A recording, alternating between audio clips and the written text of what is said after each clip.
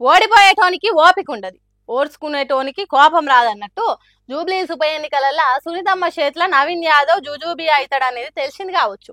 నిప్పుల వడ్డ ఉప్పోలే చిటచిటపట అంటాడు నవీన్ యాదవ్. కట్టలు తెంచుకున్న కోపం కొంపలు ముంచుతుందని ఎరగకుండా ఎట్లా పడితే అట్లా మాట్లాడుతున్నాడు. ఏమంటున్నాడు అనేది మీరైనసారి. బీఆర్ఎస్ వాళ్ళు పిచ్చి పిచ్చి వేషాలు, పిచ్చి పిచ్చి తమాషాలు వేసుకొని ఇది నా ఇల్లు జూబ్లీహిల్స్, నా ప్రాంతం, మీరు కాదు కదా మీ బాసులు కూడా గల్లీలకి బయటికి పోలేరు అని చెప్పేవాడు కూడా మీ ఇల్లు కూడా మీ గల్లీలు దాటారు, మీ ఇల్లు చూడరు.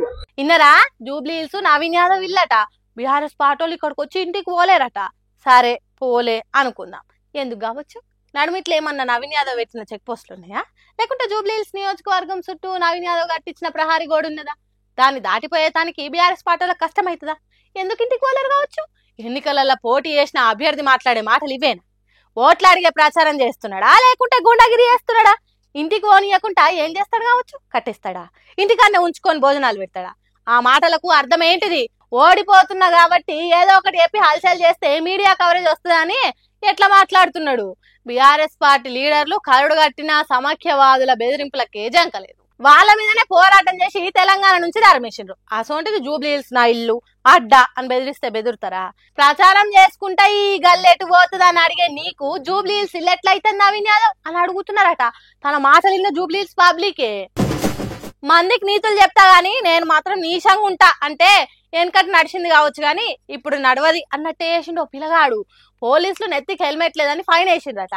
అంతెల్మే పిల్లగానికి నెత్తిలో ఏం ఆలోచన వచ్చిందో ఏమో, పోలీసులు ఎంబటి వాడి వాళ్ళు పోతున్న బండిని గుంజి గుంజి ఆపిండు. నాకు హెల్మెట్ లేదని ఫైన్ వేసిండ్రు, మంచిగానే ఉన్నది. మరి మీ సంగతి ఏంది?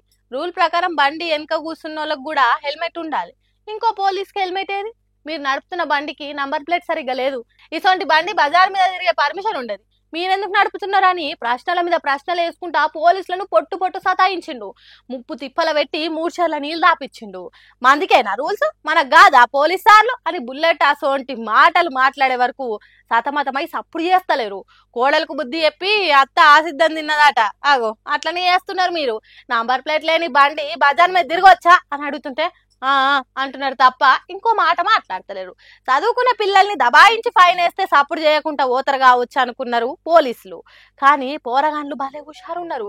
పోలీసులు అయినా పొలిటికల్ లీడర్లు అయినా రూల్స్ పాటించాలి. మాకు బుద్ధి చెప్పి మీరు తప్పు చేస్తే ఊకునే కాలంలో లేదు అన్నట్టు చేసిండ్రు. మంచి పని చేసిండ్రు కావచ్చు కానీ బండ్లు నడిపేటప్పుడు హెల్మెట్ పెట్టుకోవాలని సోయి ఉండాలి కదా.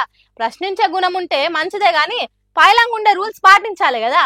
మహారాష్ట్ర రాష్ట్రం తానే పట్టణంలో జరిగింది భాగవతము. ఈ వీడియోలు చూసిన పబ్లిక్ కొందరు పోరగాంట్ల ధైర్యానికి మెచ్చుకుంటే ఇంకొందరు హెల్మెట్ పెట్టుకోవాలని సోయి లేదు గాని పోలీసులను ఎదిరించాలనే ధైర్యం ఉన్నదా? ఏం పోరలేమో అందిడుతున్నారు.